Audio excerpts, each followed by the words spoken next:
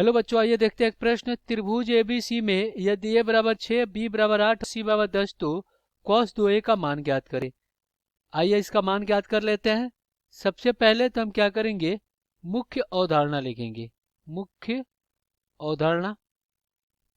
तो देखिए यहाँ पे कह रहा है कि cos 2a का मान बताइए। तो हमें पता है कि cos 2 थीटा बराबर क्या होता है, 2 cos का वर्ग थीटा माइनस 1।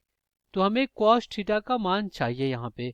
इस प्रकार हमें cos a का मान यहाँ पे चाहिए ही चाहिए।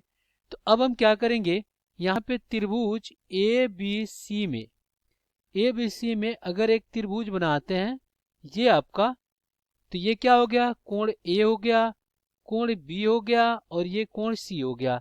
अब ए के सामने की भुजा ए, सी के सामने की भुजा सी और बी के सामने की भुजा क्या होता है, बी होता है। तो कॉस का मान चाहिए तो हम क्या करेंगे, यहाँ पे कोसाइन नियम लगाएंगे।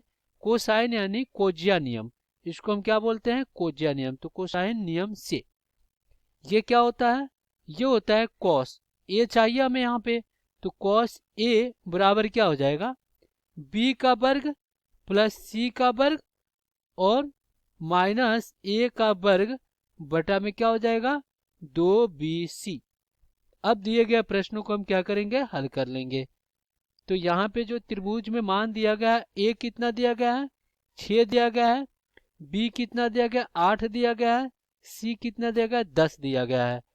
तो यहाँ से अगर हम cos a निकाले तो क्या हो जाएगा, cos a बराबर, cos a बराबर क्या हो जाएगा, यहाँ पे b का वर्ग यानी कि 8 का वर्ग और c का वर्ग प्लस की 10 का वर्ग और माइनस क्या हो जाएगा, 6 का वर्ग हो जाएगा और बटा में 2 गुणे 8 गुणे कितना हो जाएगा, 10 हो जाएगा। तो यहाँ का वर्ग 64। तो यहाँ पे क्या हो जाएगा, cos a बराबर 64, 10 का वर्ग 100 और माइनस 6 का वर्ग कितना, 36 बटा में यहाँ पे क्या हो जाएगा, 8 दामा 80, 80 दूना कितना हो जाएगा, 160। तो ये हो गया आपका 160।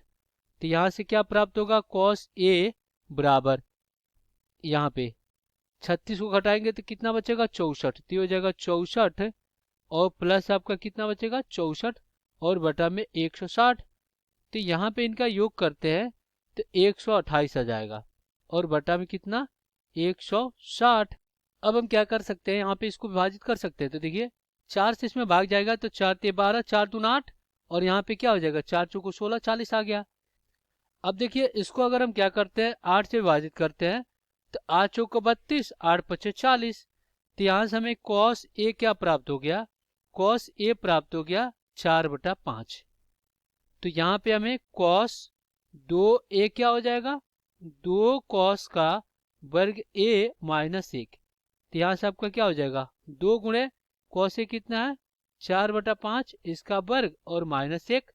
तो इधर क्या हो जाएगा, 2 गुणे 4 चौको 16 और ये हो जाएगा 50, 25 माइनस 1। अब यहाँ पे हम क्या करेंगे, यहाँ पे देखिए 16 दूना 32 और 25 का लघुत्तम लेंगे तो क्या हो जाएगा, ये हो जाएगा आपका 32 और बटा में 25 और माइनस 1।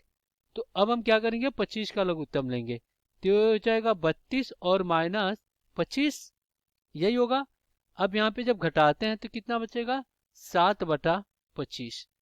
तो यहाँ से cos 2a का मान कितना प्राप्त हो गया, cos 2a बराबर 7/25।